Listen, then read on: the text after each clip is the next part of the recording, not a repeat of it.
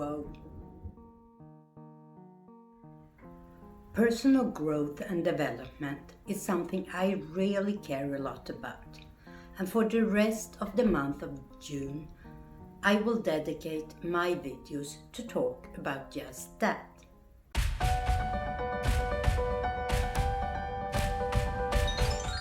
Hi, I am Pixelpia, a teacher with 30 plus years experience from Sweden and the US, and I am a lifelong learner. Maybe you can hear the thunderstorm that's going on here right now, but we'll try to get through this. As I said, personal growth and development is very important to me and has always been. And I decided that during the rest of the month of June, I will dedicate my videos to discuss personal growth. I will make videos about the benefits, how you can set up your personal goals, and how you can plan for personal growth. I will also share some of my best resources, both online and in other forms. And I will, as I have done so many times, end the series with a video about my personal experience with personal growth. But in today's video, I will talk about what personal growth means. Personal growth is sometimes called personal development or self-development and many other things. But no matter what words we use, we talk about the same thing. And that is the purpose of this video, to give us a common ground to stand on when we start to dig deeper into what personal growth is and can become. Throughout the rest of this video today, I will use the term personal growth. Personal growth is a process of making improvements to your physical, emotional, intellectual, spiritual, social, and financial state. It can include many different techniques to improve habits, behavior, actions, and reactions.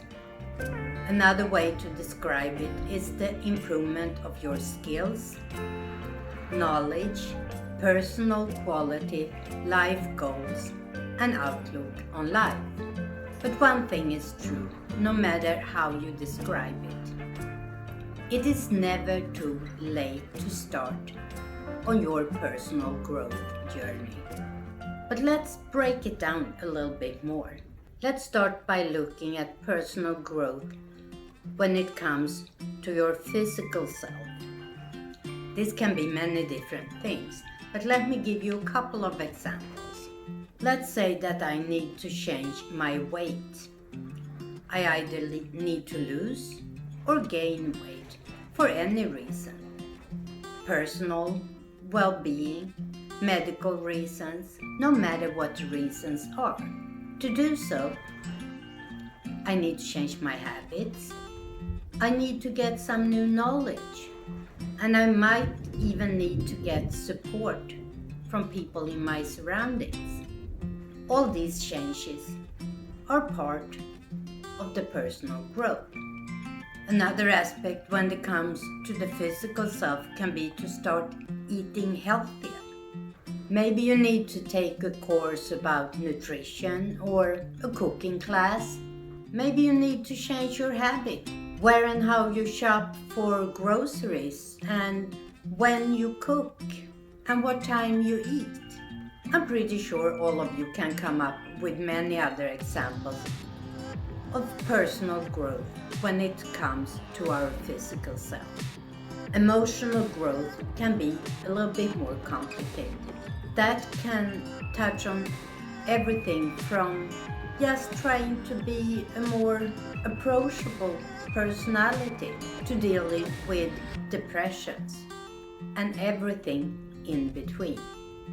But it can also include things like anger control, self-esteem, and working on your confidence levels. Emotional self-improvement can sometimes demand professional help, but there are things that you can do on your own.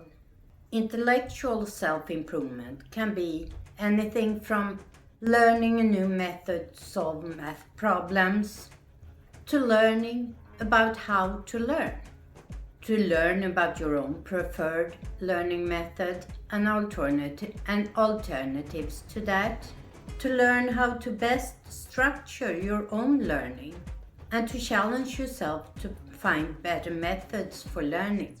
I used, for example, to be a very sloppy note taker. Not only did I miss parts of my notes and were sloppy when it came to writing down sources, my handwriting was sometimes really poor and I couldn't read all of my own notes. So one thing I did was I decided to improve my handwriting. I practiced and I practiced, and this is now my handwriting.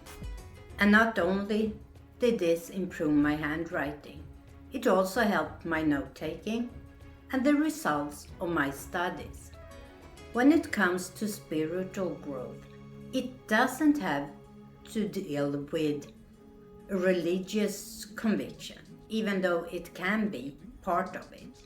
No, spiritual growth is more of self-discovery, to develop the feeling of inner power and self-confidence and strength. It can deal with problems like engaging more emotionally with others or handling stress better. Social growth focus more on how you interact with others.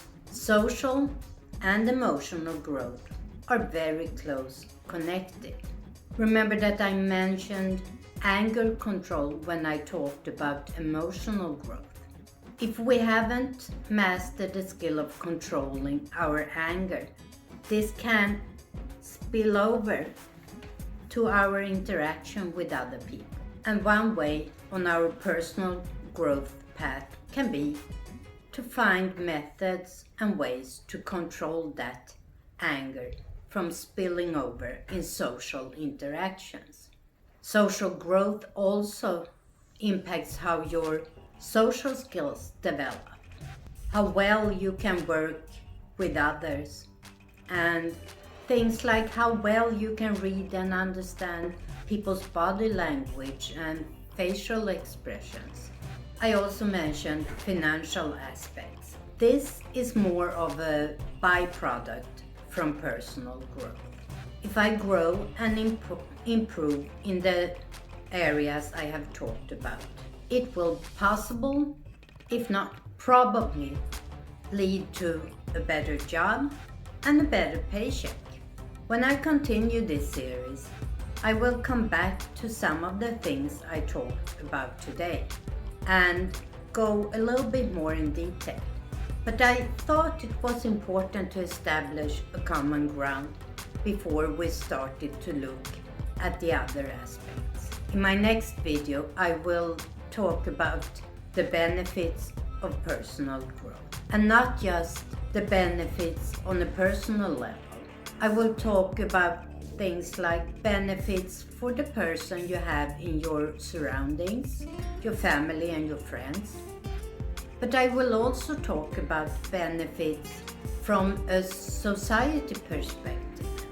If you like this video, I hope you will give it a thumb up and subscribe and hit that bell so you can continue watching the series about personal growth and development. And don't forget, never stop learning.